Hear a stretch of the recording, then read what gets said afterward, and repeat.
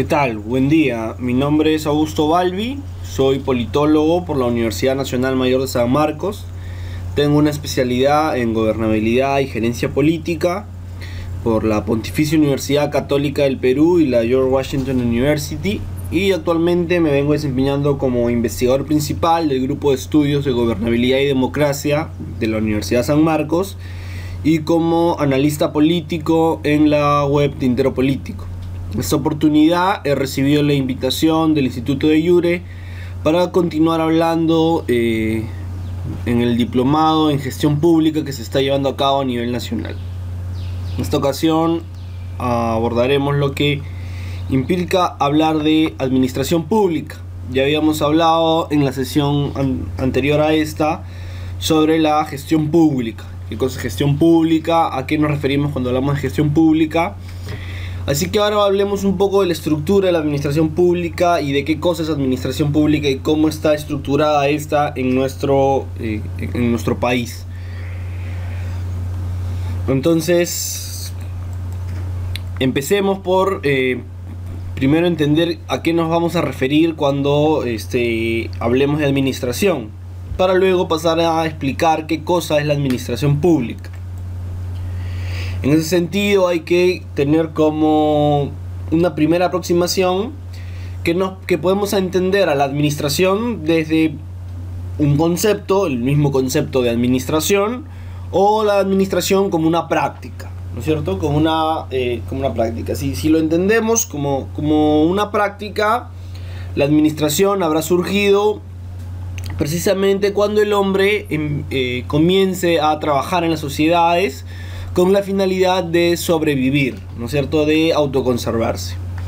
Cuando el hombre empieza a trabajar en la sociedad y a ordenarse en la sociedad de tal manera que busque y que tenga la finalidad de la sobrevivencia, de la autoconservación, en ese momento estaremos hablando de la práctica administrativa. Si nos referimos entonces al concepto de administración, la administración va a ser básicamente un proceso en el cual voy a planificar, organizar, dirigir y controlar a los miembros de una organización y a los recursos con los cuales dispongo con la finalidad de alcanzar una meta.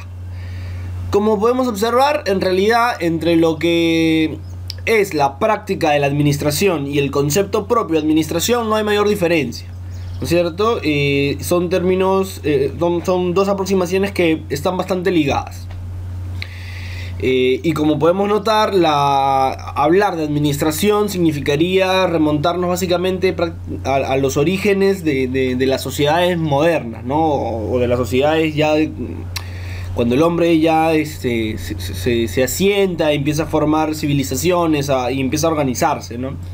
En realidad el término administración está muy ligado al término de la organización en general. Y básicamente si lo llevamos al tema de la administración pública, pues vamos a entender o nos vamos a dar cuenta que mucho más van a estar ligados a ambos términos. Pero hay que entender entonces que no me puedo aproximar desde una visión de la administración como una práctica que básicamente consistiría en el trabajo que tiene el hombre dentro de la sociedad buscando la supervivencia, buscando la autoconservación, o como un concepto, ¿no es cierto?, entendiéndolo como ese proceso que busca planificar, organizar, dirigir, ¿no es cierto?, a los miembros de una organización con la finalidad de cumplir o de alcanzar una meta.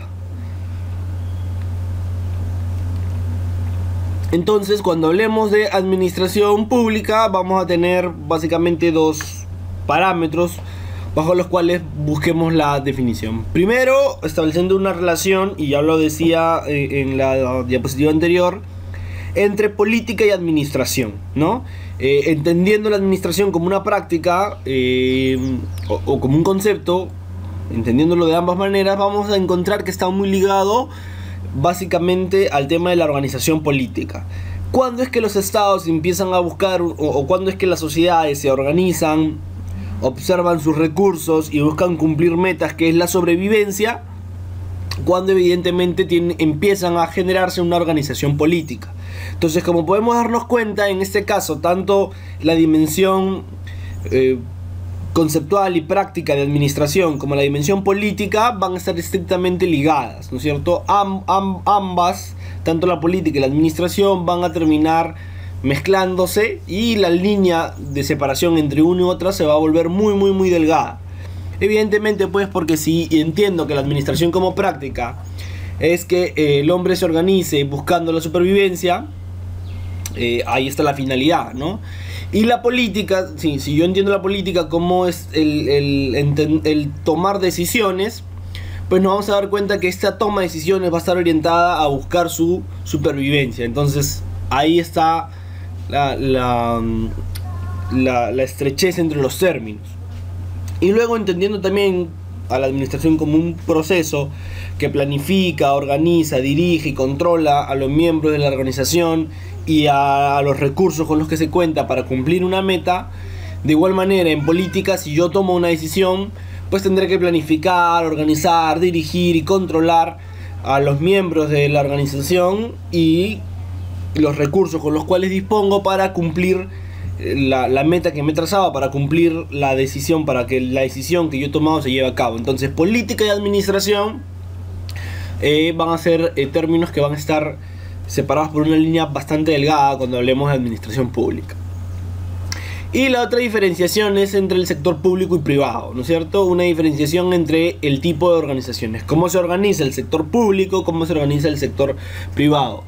Se suele decir siempre que la administración privada es mucho más eficiente que la administración pública, que el Estado es un pésimo administrador, ¿no es cierto? Y que evidentemente al final terminamos generando burocracias muy grandes que son poco eficientes y que al momento de la toma de decisiones pues también no terminan siendo decisiones muy acertadas. Entonces, de esta diferenciación entre el sector público y privado se suele entender siempre que la forma en la cual se organiza el sector privado va a ser mucho más eficiente que el sector público, lo cual a mi modo de entender es parcialmente cierto. Evidentemente el sector privado va a tener una motivación mucho más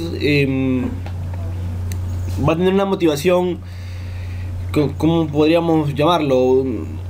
Una motivación que consiste básicamente en el lucro, ¿no es cierto? En el sector privado la motivación es el generarse recursos, el generarse dinero, el lucrar. Mientras que en el sector público la finalidad no es esa, la finalidad del sector público es el servicio público, la finalidad del sector público es la disposición de servir al ciudadano. Entonces, desde esta concepción, digamos, el enfoque para el cual yo trabaje la administración va a ser distinto.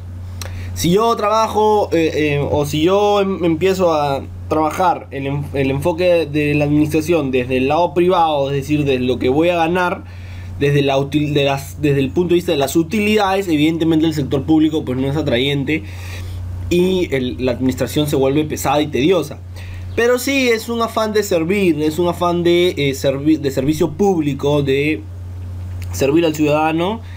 La connotación del sector público, de servir, de estar en una organización pública, puede tomar otro sentido. Quizá erróneamente hemos venido trabajando la concepción de trabajar y de estar en la administración pública desde el punto de vista del sector privado, desde cómo se organiza el sector privado. Y esa organización nos puede servir, pero no con la finalidad de utilidad, ¿no es cierto? De qué es lo que voy a sacar, cuánto voy a lucrar de aquí, sino del servicio público. Entonces, ¿qué cosa podemos definir como administración pública? ¿Qué cosa es la administración pública? La administración pública va a ser el conjunto de organizaciones y suborganizaciones que el Estado va a utilizar para canalizar las necesidades de interés público, gestionando servicios públicos y definiendo políticas públicas. En esencia, esto es la administración pública, ¿no? Va a ser aquellas organizaciones que el Estado tiene a su disposición para canalizar las necesidades de la ciudadanía, ¿no es cierto? Para canalizar cuáles son los problemas que la ciudadanía percibe, cuáles son las cosas que le interesan, para, una vez identificadas estas necesidades, gestionar el servicio público y definir la política pública que finalmente será la respuesta a este problema, a esta necesidad que el ciudadano está percibiendo como un problema dentro de su comunidad, ¿no es cierto? En esencia, esto es la administración pública. Hay otras definiciones que pueden hablar de la función administrativa del Estado, que está inmersa, pero la función administrativa del Estado es eso, ¿no? Es gestionar servicio público y es definir, es plantear políticas públicas. Entiéndase la política pública como la respuesta a ese problema, a esa demanda del ciudadano, y el servicio público, pues, lo que pongo a disposición de ellos, ¿no es así? Y desde el punto de vista del derecho administrativo, que es importante también tenerlo en cuenta, la administración pública va a ser un conjunto de organismos, de órganos y de personas que van a ejercer la función administrativa del poder, ¿no es cierto? Para eso van a valerse de instrumentos y de cualquier otro medio que le permitan cumplir sus objetivos. Entonces, la función administrativa del Estado, la función administrativa del poder va a estar más ligada a la visión del derecho administrativo, ¿no? En la cual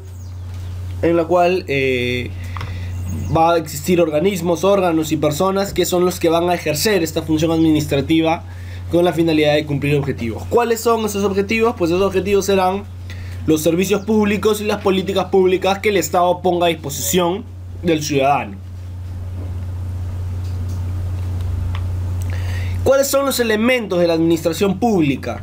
¿Qué cosas necesito yo para poder empezar a hablar de administración pública o poder decir que ya estoy hablando de administración pública?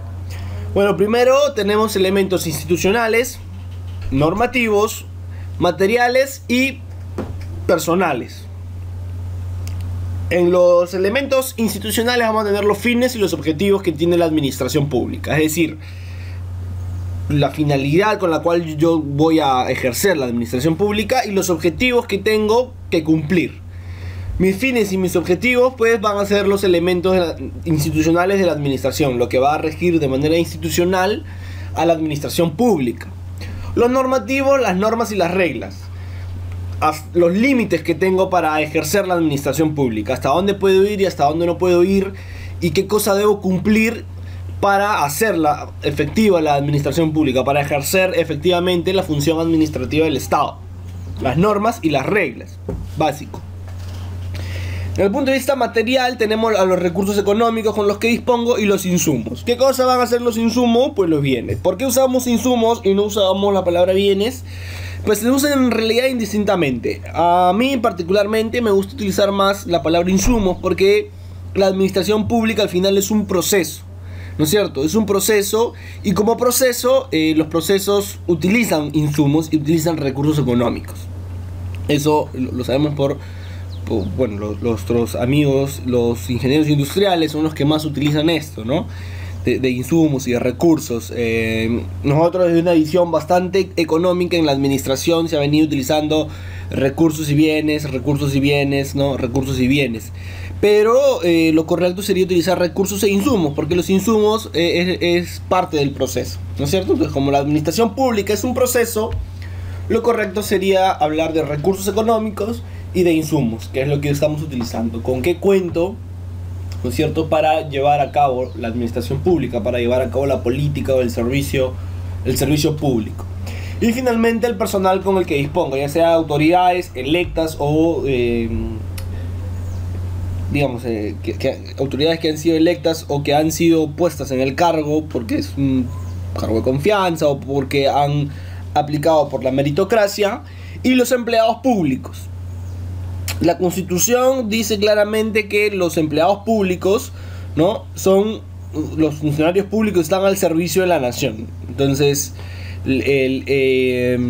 cuando hablamos de los elementos de la administración, quizá el aspecto del personal cobre un aspecto más importante en cuanto al valor público que yo pueda generar. Hablábamos en la sesión anterior sobre gestión pública de la generación del valor público.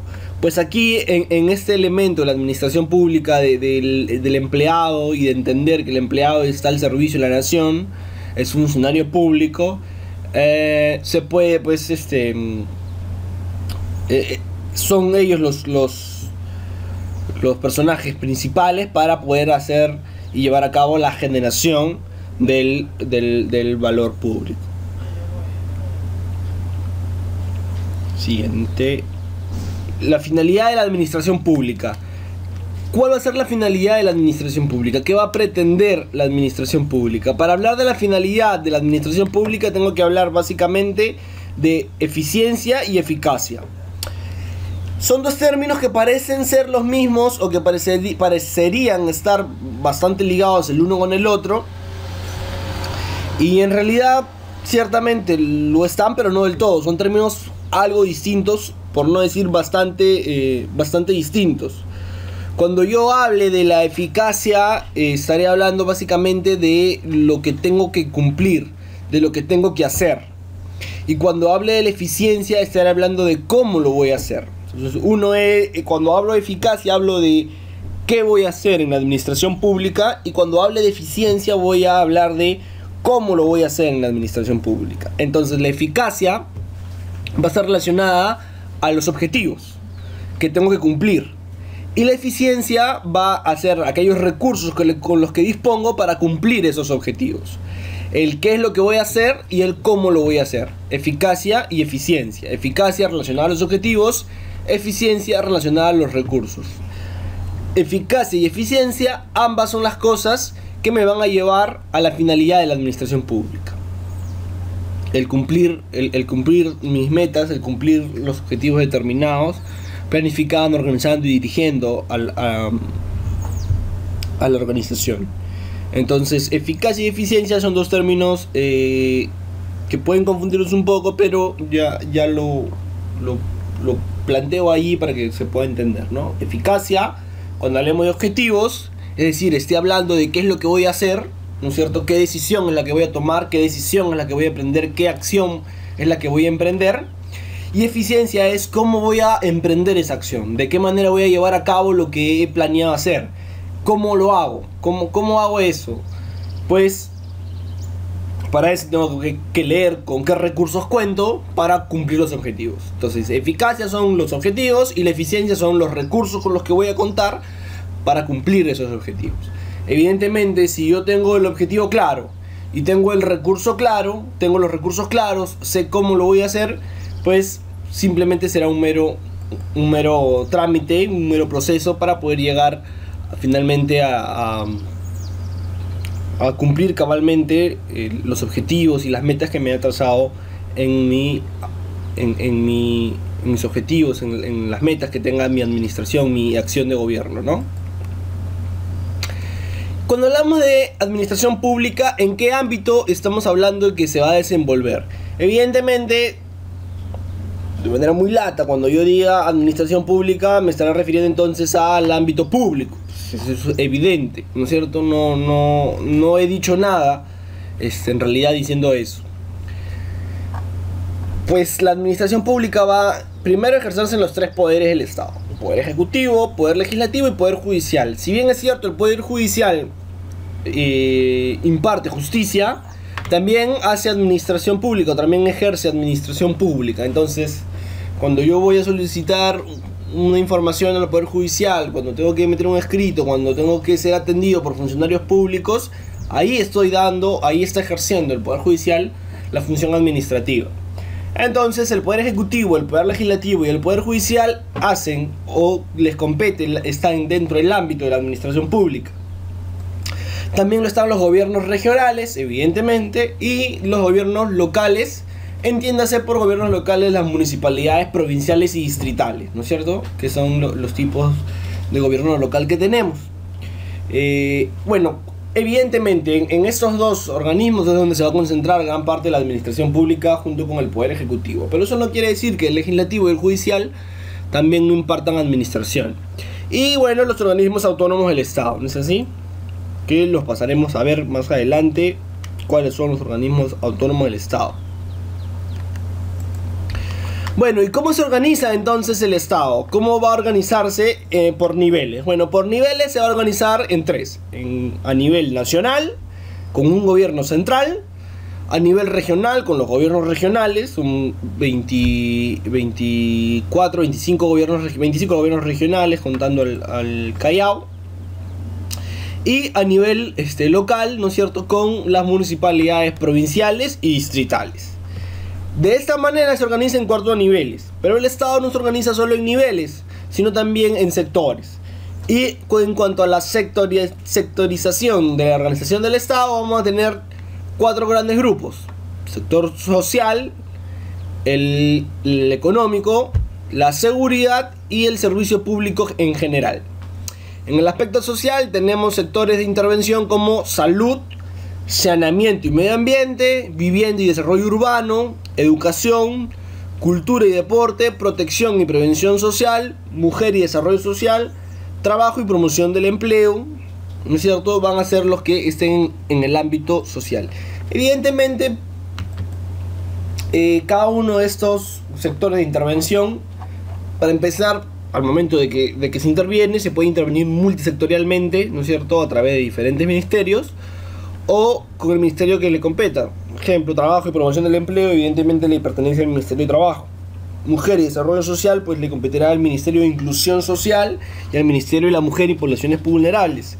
Protección y Prevención Social, pues también estará evidentemente aquí pues el Ministerio de Desarrollo e Inclusión Social y el Ministerio de la Mujer y Poblaciones Vulnerables, ¿no es cierto?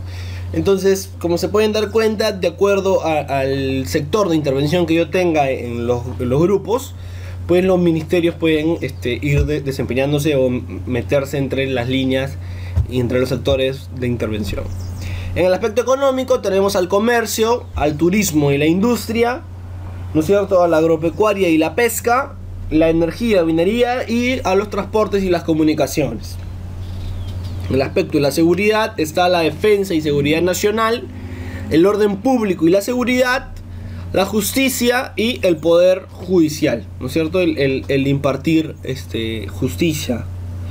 Y en los servicios públicos generales pues está la función legislativa, ¿no es cierto?, el producir leyes, ordenanzas, decretos supremos, ¿no? Dependiendo del nivel, vamos al nivel nacional, gobierno central, decretos, gobierno regional, pues van a ser normas o ordenanzas, y a nivel local, pues ordenanzas municipales, ¿no es cierto?, a las relaciones exteriores y a la administración y al planeamiento en general del Estado. Estos son los grupos sectoriales y los sectores de intervención. Entonces, pasemos entonces a hablar ahora de las competencias del gobierno nacional. Es decir, vamos a hablar ahora de lo que realmente le compete a la administración pública en cuanto a la estructura, en cuanto a cómo se estructura. Ya habíamos dicho que se organiza por sectores, ya acabamos de revisar los sectores, y los sectores, los diferentes ministerios pueden intervenir en sectores de manera multisectorial o especializándose solo en su cartera. Y ahora vamos a hablar de la estructura, cómo se organiza el gobierno, el Estado, cómo se organiza el Estado en cuanto a los niveles y qué competencias tienen estos niveles. Entonces hablemos primero del gobierno nacional, que hablar del gobierno nacional es hablar del gobierno central. ¿Cuál es el marco para que se organice las competencias del gobierno nacional? Pues la ley 29158, ¿no es cierto?, lo que se conoce como la LOPE, la Ley Orgánica del Poder Ejecutivo. ¿Qué nos dice esta ley? ¿Cuáles son las competencias? Bueno, primero, la conformación del Poder Ejecutivo. Y se va a dar con la Presidencia de la República en primer lugar, la Presidencia del Consejo de Ministros, ¿no es cierto?, la PCM, el propio Consejo de Ministros, los diferentes ministerios y las entidades públicas que tenga el Poder Ejecutivo. Por ejemplo, la Oficina Nacional de Prevención, la ONP, ¿no es cierto? Es una entidad pública, no es un órgano autónomo, aunque muchos crean que lo es.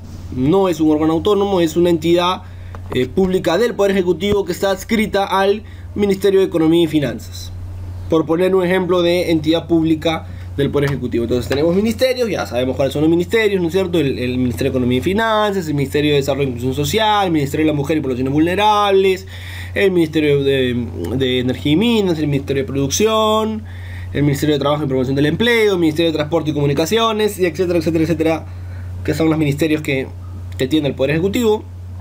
El Consejo de Ministros, ¿no es cierto?, que es la reunión de los ministros de cada cartera. la presidencia, el Consejo de Ministros y la presidencia de la República. En esa jerarquía se tiene se conforma el Poder Ejecutivo, según lo que nos plantea la LOPE. ¿Cuáles son las competencias que tiene, según la LOPE, el Poder Ejecutivo? Bueno, el Poder Ejecutivo, en cuanto a su administración pública, es el encargado de diseñar las políticas nacionales y sectoriales, ¿no? Evidentemente, desde la administración que ejerce el Poder Ejecutivo, diseñará las políticas nacionales, ¿no? Y las sectoriales, ¿no? Aquellas pertenecientes a las carteras o a los sectores de intervención que habíamos revisado anteriormente. Tiene a cargo el Poder Ejecutivo la defensa, la seguridad nacional y las Fuerzas Armadas. Eso es en la Constitución, recae, ¿no es cierto?, en el presidente, que es el jefe supremo de las Fuerzas Armadas. Tiene a cargo la defensa, la seguridad nacional.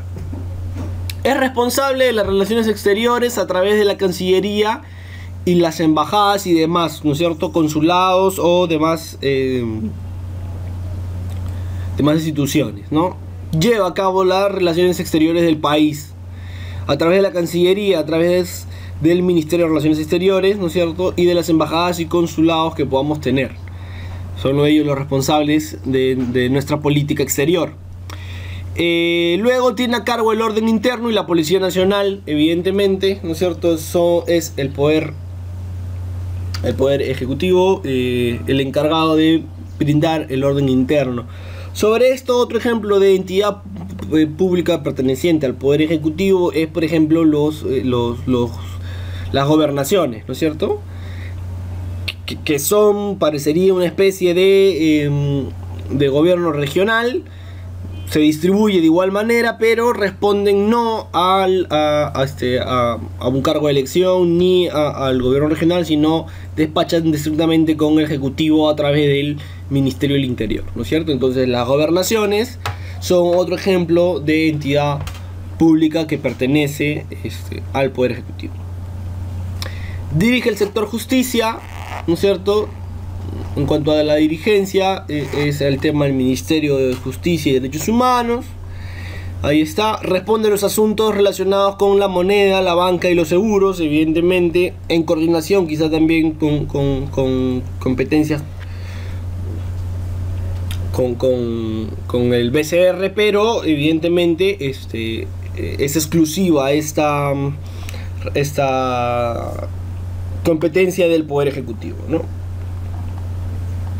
Luego tenemos que dirige la política de tributación y de ordenamiento público nacional, ¿no es cierto? SUNAT, acá está otra entidad pública del Ejecutivo. Maneja el régimen de comercio, regula la marina mercante y la aviación comercial, otro claro ejemplo de una competencia exclusiva. Regula los servicios públicos de su responsabilidad, los servicios que le son competentes al Poder Ejecutivo, ¿no es cierto? Y se encarga de la regulación y gestión de la infraestructura pública de alcance nacional. Ejemplo, tren eléctrico, ¿no es cierto? Por poner un ejemplo muy sencillo que estamos viendo. El tren eléctrico no es de la Municipalidad de Lima, no es del Gobierno Regional de Lima, es estrictamente del Poder Ejecutivo. Otro ejemplo de infraestructura pública de alcance nacional, hospitales, ¿no es cierto? El hospital, por ejemplo, que se construyó en Ica, que lo inauguró el presidente García y que hasta ahora no funciona, o que funciona a la mitad parcialmente, pero bueno, lo hizo el Estado Central, lo hizo mal, pero lo hizo, ¿no? A veces pasa eso también. Bueno, pero por poner un ejemplo de la gestión y la regulación de la infraestructura pública que tiene alcance nacional, hospitales, colegios, infraestructura vial a través del MTC, construcción de carreteras y este tipo de muelles, ¿no es cierto? Ese tipo de infraestructuras. Bueno, esas son las competencias del gobierno nacional, del gobierno central, todo lo que tiene que hacer Humala, ¿no es cierto? Y hay aparte también competencias en los gobiernos regionales. La ley marco en las cuales se enmarcan esas competencias es la ley 27867, la ley orgánica de gobiernos regionales. ¿Cuáles son las competencias exclusivas del gobierno regional? planificar el desarrollo integral de su región y ejecutar los programas socioeconómicos que le son correspondientes. Es decir, en base a esta planificación y a esta visión y desarrollo integral que se tenga en la región, se ejecutan programas que tengan impacto socioeconómico que le permitan cumplir ese desarrollo integral. ¿No es así? Bueno, aprobar su organización interna y presupuesto institucional, evidentemente. Facilitar los procesos orientados a los mercados internacionales para la agricultura, agroindustria, artesanía, actividad forestal y otros sectores productivos. Evidentemente son los encargados de orientar todo este proceso, ¿no es cierto? Y permitir el desarrollo con proyección de exportación. Luego, formular y aprobar el plan de desarrollo regional concertado con las municipalidades y la sociedad civil de su región. Me quiero detener un solo momento en esta competencia que me parece fundamental. Es una oportunidad el plan de desarrollo regional concertado que tienen los gobiernos regionales para plantearse objetivos de cara a las necesidades que tiene o que siente la población. El problema es que no se sabe hacer o que se le encarga a terceros que se hagan. Las consultorías políticas son mucho de eso, ¿no es cierto? Necesito un plan de desarrollo concertado, ok, yo lo hago, y al final no termina siendo la herramienta que necesita el gobierno. El plan de desarrollo concertado, o el plan de desarrollo regional, ¿no es cierto? Que viene a estar concertado con las municipalidades, la sociedad civil, la ciudadanía en general de la región. Es una herramienta que se le da a los gobiernos regionales para que tengan mayor panorama para poder llevar a cabo su acción de gobierno. ¿Qué cosa es? Es una herramienta de gobierno, no es otra cosa. El plan de desarrollo regional es una herramienta de gobierno para que los gobiernos regionales, valga la redundancia, tengan una lectura de qué es lo que quiere y qué es lo que le interesa a la ciudadanía, de qué cosas son las que están poniendo como prioridades la ciudadanía, y en base a eso se pueda formular respuestas y se pueda formular política pública y se pueda hacer gestión pública.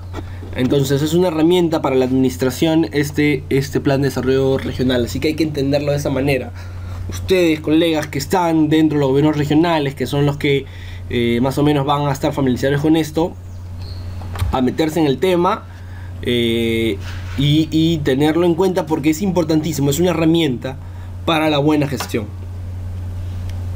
Otra competencia es promover y ejecutar inversiones públicas de ámbito regional en proyectos de infraestructura vial, energética, de comunicaciones y de servicios básicos, ¿no es cierto? Bueno, no hay mucho que decir ahí. Desarrollar los circuitos turísticos para convertirlos en ejes de desarrollo básico también, ¿no es cierto? Concretar acuerdos y alianzas con otras regiones con el objeto de fomentar el desarrollo económico, social y ambiental. Competencia exclusiva de los gobiernos regionales, que no se usa, que se usa poco y que al final es otra herramienta fundamental, o es algo que se debería hacer constantemente. El problema de la regionalización en el Perú no es el tema en realidad del que nos competiría hablar ahora, pero lo quiero mencionar rápidamente. El problema de la regionalización en el Perú es que, bueno, para empezar, la descentralización, hablar de descentralización en Perú es hablar prácticamente del proceso de regionalización. Cuando el presidente Toledo llevó a cabo el intento de regionalización en nuestro país, aparte de ser un rotundo no, porque no hubo un proceso de diálogo franco y sincero con las regiones, no me parece que la estrategia que usó el gobierno para comunicar y que este proceso de regionalización sea adecuado y sean no 25 regiones, sino macro regiones, ¿no? Se llevó a cabo de manera errónea, pero la finalidad de la regionalización, o sea, ahora lo que tenemos simplemente es un cambio de nombre, ¿no? Cambiamos de decir que tenemos 24 departamentos y una provincia constitucional a decir que tenemos 25 regiones. Pero la finalidad de la regionalización era precisamente generar espacios macro geográficos en los cuales se puedan generar acuerdos y alianzas entre los departamentos que conformaban esa región, y de esa manera generar el desarrollo económico de manera mucho más pareja, ¿no es cierto? Porque siempre ha existido departamentos que tenían mucho más dinero que otros, o que tenían mucho más ingresos que otros, y eso generaba una disparidad en cuanto al desarrollo. Eso sumado a la profunda centralización que siempre ha existido, pues teníamos provincias muy atrasadas, provincias de repente como Arequipa, Trujillo, que podían tener más auge y más desarrollo, y provincias muy olvidadas, como por ejemplo Huancavelica,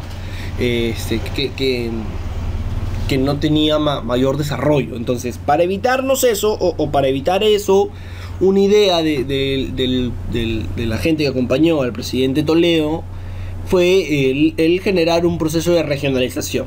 Pero no regiones como las que tenemos ahora, sino regiones macro, en la que 4 o 5 departamentos se integren y formen una sola región. Bueno, fue un fracaso, a pesar de ser una magnífica idea. Y lo que se hizo fue pues simplemente cambiar el nombre y decir que ya ahora tendríamos regiones. Tenemos 25 regiones, pero básicamente las regiones son una especie de macro gobierno municipal, ¿no es cierto? Lo que ha generado el proceso de regionalización en el Perú actual, el que tenemos ahorita con 25 regiones, no el que se intentó hacer, sino el que tenemos, es más burocracia, ¿no es cierto? Más burocracia, centralizar un poco el poder, y darle mucho poder a los presidentes regionales, poco control, lo que termina generando en realidad estos casos de corrupción que hemos visto, ¿no es cierto? Entonces eso es peligroso. Es peligroso porque tenemos presidentes regionales con muchas atribuciones y pocos controles, una especie de presidente, ¿no? Me parece curioso porque el presidente, si uno analiza un poco la constitución, el check and balance de la constitución, la separación, el equilibrio de los poderes, se va a notar que el presidente tiene muchas atribuciones, pero pocos controles, muchas atribuciones, pocos controles. Iguales con los presidentes regionales, muchas atribuciones, pocos controles. Consecuencia, grados altos de corrupción. Sumado a eso, más burocracia, porque aparte de todos los gobiernos municipales, tenemos un gobierno regional que es el que coordina todo. Claro, evidentemente desde esta visión de hacer una real redistribución, pero no le encuentro mucho sentido en realidad. ¿Qué ha provocado eso? Evidentemente, al haber tantos cargos públicos a los cuales aspirar, las organizaciones se han multiplicado. Sumado a eso, que hay una debilidad en general del sistema político peruano, del sistema partidario peruano. Se dice mucho que los partidos políticos en el Perú están en crisis y por acá y por allá. Lo cierto es que en crisis o no, hay una debilidad institucional de los partidos. Pero no solo de los partidos, sino de todas las organizaciones políticas. Ningún movimiento regional, y si quieren dense el trabajo de checarlo, ninguna organización regional ha logrado primero, muy pocas han logrado primero tener 2 periodos seguidos, es decir, reelegirse, ¿no? Muy pocas. Y luego casi ninguna ha podido construir un proyecto macro regional, es decir, salir y hacerse fuerte y consolidarse en una región, y de ahí salir y saltar a otras regiones. No ha existido eso. Si no ha existido eso, quizás salvo por ahí la excepción podría ser Alianza para el Progreso, pero me parece que obedece a otros factores y no a una fortaleza y una consolidación. Pero bueno, quizá salvo Alianza por el Progreso, ¿no? Que ha sacado, digamos, va más allá de su región. ¿Por qué es preocupante esta situación? ¿Por qué es preocupante tener presidentes regionales con tantas atribuciones y pocos controles y debilidad partidaria?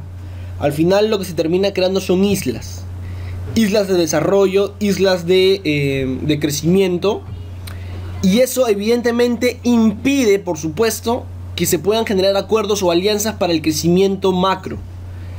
Si no hay un proyecto político de una organización que vaya más allá de la circunscripción de su propia región, que vaya más allá de los límites de su región, que pueda ganar otras regiones, difícilmente se podrá construir acuerdos y alianzas. A pesar que sea una competencia y que esté en la ley orgánica de los gobiernos regionales el generarse alianzas y acuerdos con una visión de desarrollo macro, ¿no?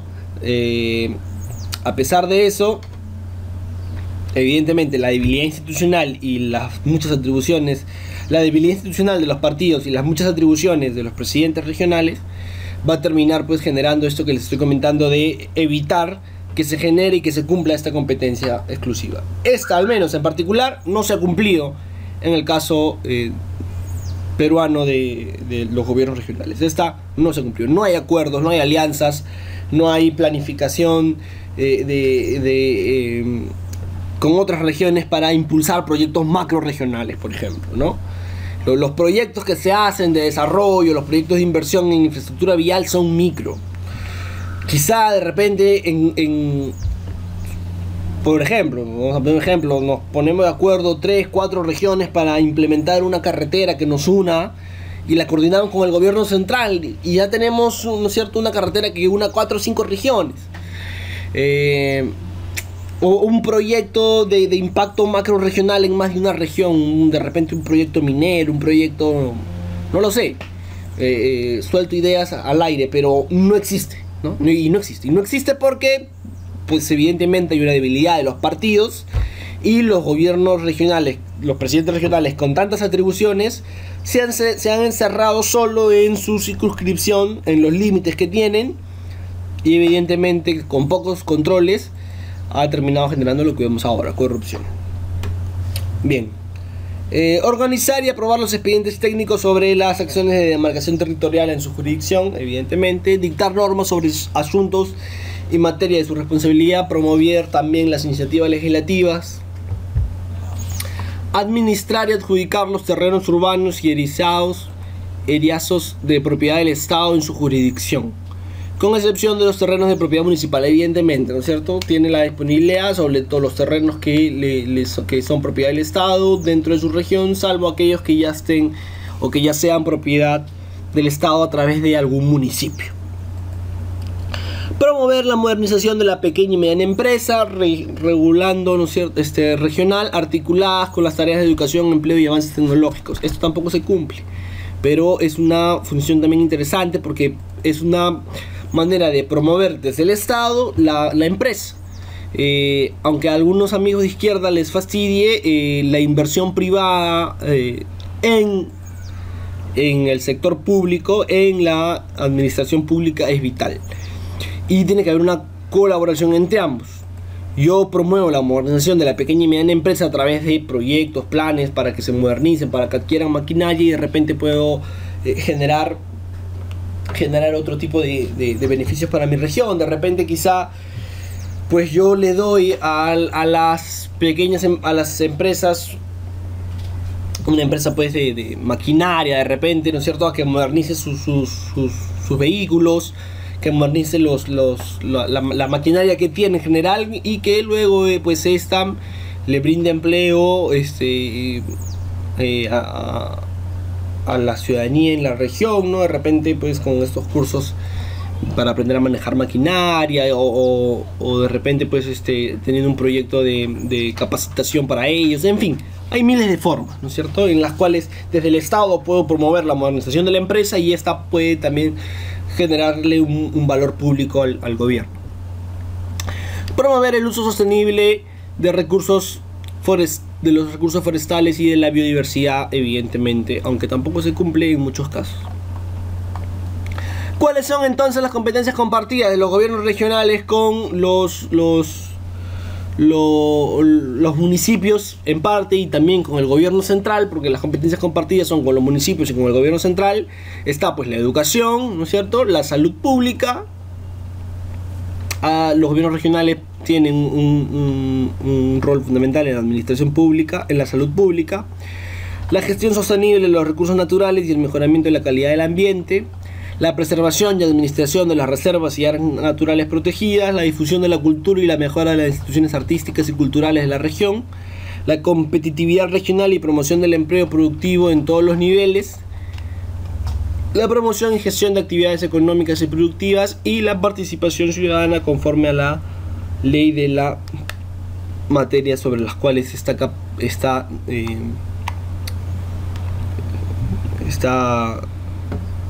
habilitado el gobierno regional de legislar. Lo que podemos entender antes de pasar a los gobiernos municipales es que básicamente si hay competencias compartidas entre el gobierno regional y el gobierno central, el gobierno nacional, es porque hacen parte de, evidentemente, del Estado, pero es que porque el gobierno regional va a ser un nexo entre el gobierno central y las regiones. Esa es una de las cosas o una de las finalidades que tiene el gobierno regional.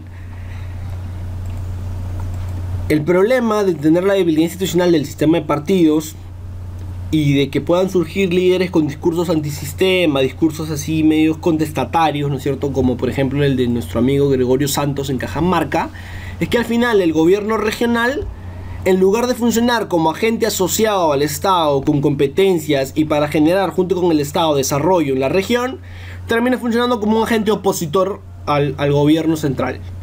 Y este gobierno regional, en lugar de ser nexo y de cumplir cabalmente sus competencias, termina siendo oposición, termina siendo una especie de ONG o sociedad o una especie de institución de la sociedad civil que está en contra del Estado, y evidentemente las competencias compartidas como educación, salud pública y todas las que se han mencionado no se cumplen, pues porque no hay diálogo entre el gobierno regional y el gobierno central, y evidentemente pues eso es peligrosísimo.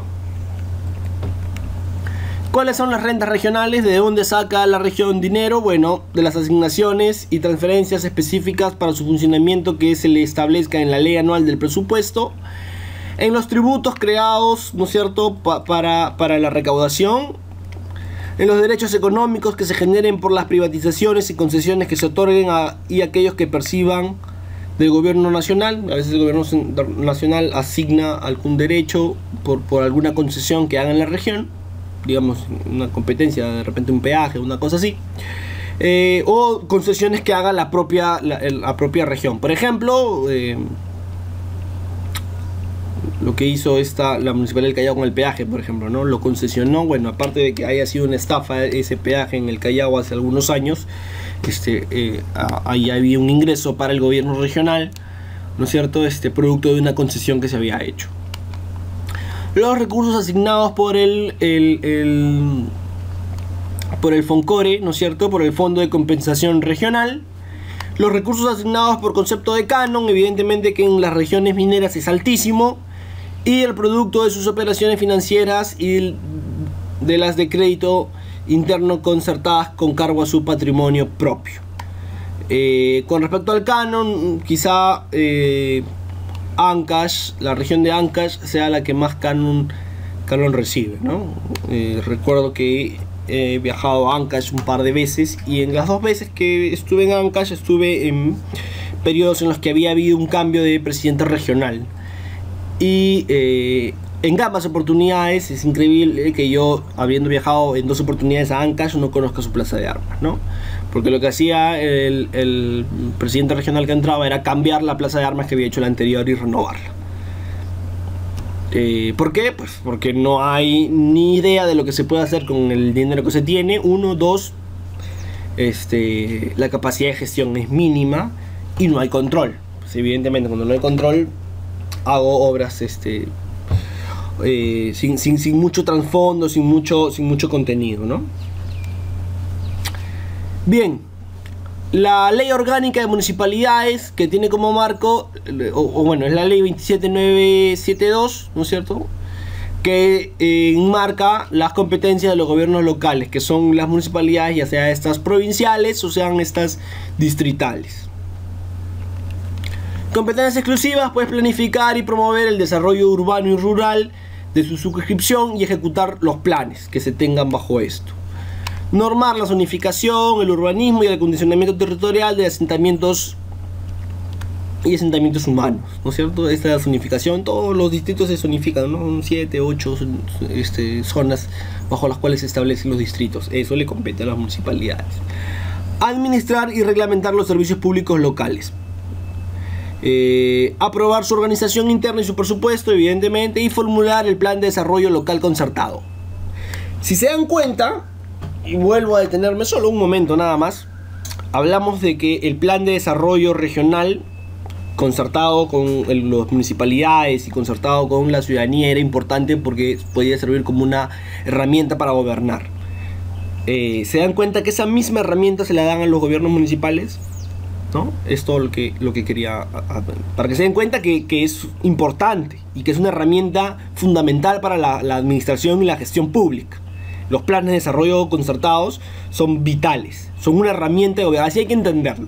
Si lo entendemos como un proceso, claro, es tedioso, porque claro, es dialogar con las juntas vecinales, con las sociedades, con los organismos, digamos, las instituciones que pueden existir en la sociedad civil, es conversar con la ciudadanía y ponernos de acuerdo todo, y es muy tedioso, sí, pero ese proceso, si lo sabemos llevar, si nos capacitamos para llevarlo y entendemos ese proceso y entramos en esa dinámica, es una herramienta fundamental para el gobierno porque me permite tener clarísimo cuáles son las necesidades de la ciudadanía y en qué cosa deben venir. El gran problema de los planes de desarrollo concertados o los planes de desarrollo locales, el gran problema en general de los planes de desarrollo concertados local y regional es que no son vinculantes, y esa es una falla. ¿No es cierto? Deberían ser vinculantes. No te obliga la ley a que los cumplas. Lo haces, pero ok, no está obligado.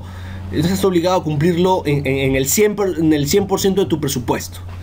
Y eso está mal, ¿no? Porque yo para qué dialogo y concerto si al final pues puedo dejarlo de lado. Claro, no del todo. Hay un porcentaje, me parece que es el 10% o el 15% de lo que debes cumplir. No recuerdo el porcentaje exacto, pero lo cierto es que no es vinculante para el 100% del presupuesto del gobierno regional o del gobierno local. Y bueno, eso es una falla, ¿no? Es una falla porque es una herramienta de gobierno. El problema es que no la sabemos usar. Es una herramienta opcional que nos están dando cuando ya se ha demostrado que estos planes son en sitios donde se han llevado a cabo de manera idónea, pues han servido de manera perfecta y han generado mucha gobernabilidad y mucha estabilidad para el ejercicio y la acción de gobierno, que es fundamental para hacer la gestión pública, las políticas públicas. Entonces es una herramienta de gobierno que no se está utilizando, que debería utilizarse. Esperemos pues que ustedes, colegas, que van a hacer los que ejecuten los planes de desarrollo concertado, espero lo tomen en cuenta. Y la voluntad pues del líder de que sea esto, de que se ejecute este plan para el 100% del presupuesto. Bueno, luego ejecutar y supervisar la obra pública de carácter local, dictar las normas sobre los asuntos y materias de su responsabilidad, aprobar y facilitar los mecanismos de participación, concertación y fiscalización de la comunidad en la gestión municipal. Esto es vital nuevamente. Se ha dado un vuelco en la administración pública peruana para hablar mucho sobre la participación, abrir espacios y canales de participación en la gestión municipal, bastante en la gestión local, ¿no? Debería hacerse también a manera nacional, ¿no? Pienso. Bueno, es una competencia exclusiva el aprobar y facilitar y abrir estos espacios para la participación y concertación, y que la ciudadanía fiscalice lo que es la gestión municipal y proponer iniciativas legislativas que le sean competentes. Muy bien. ¿Cuáles son las competencias compartidas, ya sea con el gobierno central o con el gobierno regional? Pues tiene una participación en la gestión educativa, ¿no es cierto? Lo coordina con los gobiernos regionales. En la salud pública, ahí está CISOL de la municipalidad, lo que antes era y que seguro ahora con Castañeda volverá a ser los hospitales de la solidaridad. La cultura, el turismo y la recreación, ¿no es cierto?, junto con el deporte. La seguridad ciudadana, que lo coordina estrictamente con la policía, a través ¿no es cierto?, y la conservación de monumentos arqueológicos e históricos. El transporte colectivo, la circulación y el tránsito, la vivienda y la renovación urbana, la atención y administración de los programas sociales. Ajá, aquí es clave. Esto le pertenece, si bien al Ministerio de Desarrollo e Inclusión Social,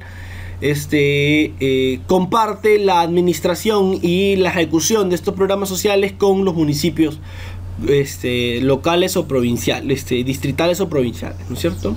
La gestión de los residuos sólidos, ¿no es cierto? La basura, el trato de la basura y la prevención y administración de las reservas y áreas naturales que son protegidas por el Estado.